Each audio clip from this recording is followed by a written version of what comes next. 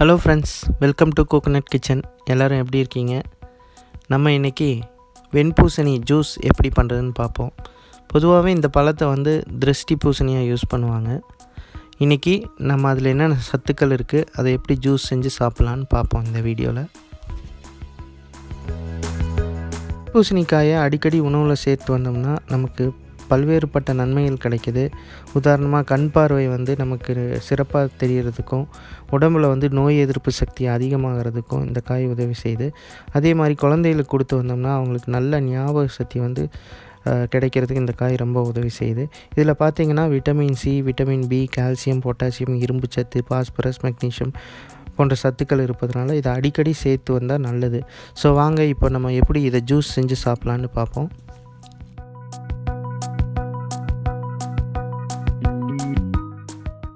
படத்தில் காட்டுற மாதிரி இந்த காயை கட் பண்ணிக்கலாம். கட் பண்ணிவிட்டு தோலை நீக்கிடலாம். தோலை நீக்கிட்டு சிறு சிறு துண்டுகளாக கட் பண்ணி மிக்ஸி ஜாரில் போட்டு அடிச்சுக்கலாம்.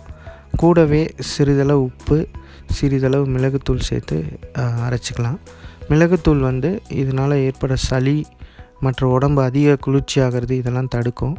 ஸோ மிளகுத்தூள் கட்டாயமாக சேர்த்துக்குங்க. சேர்த்துட்டு நல்லா மிக்ஸி ஜாரில் அரைச்சிட்டு வடிகட்டி குடிக்கலாம். நீங்கள் அரைச்ச பிறகு மிளகுத்தூள் கூட சேர்த்துக்கலாம். இது 2 விதமாக செய்யலாம்.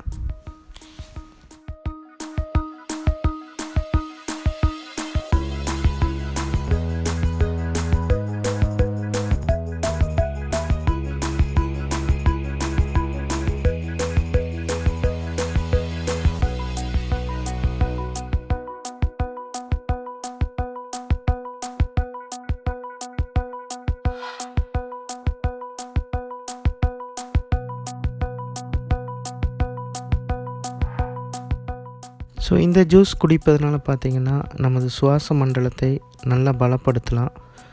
அதுக்கப்புறம் உடம்பில் இருக்கிற கழிவுகளை வெளியேற்றும். இது நுரையீரலை சுத்தமாக வச்சுக்கும். அதை ஆரோக்கியத்தை மேம்படுத்துறதுக்கு இந்த காயை பயன்படுத்தலாம், அந்த ஜூஸை. ஸோ இவ்வளவு நன்மைகள் தரக்கூடிய இந்த பழத்தை நம்ம கந்திஷ்டியாக பூசணிக்காயை யூஸ் பண்ணுறத விட உணவுப் பொருளாக யூஸ் பண்ணால் ரொம்ப நல்லது நண்பர்களே.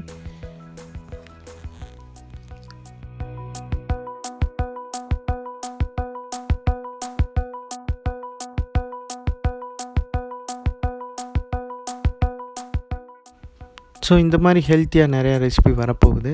ரொம்ப நன்றி வீடியோ பார்த்ததுக்கு. இப்போ தான் நம்ம சேனலை ஃபஸ்ட் டைம் பார்க்குறீங்கன்னா நம்ம சேனலை சப்ஸ்கிரைப் பண்ணிக்கங்க. Thank you so much.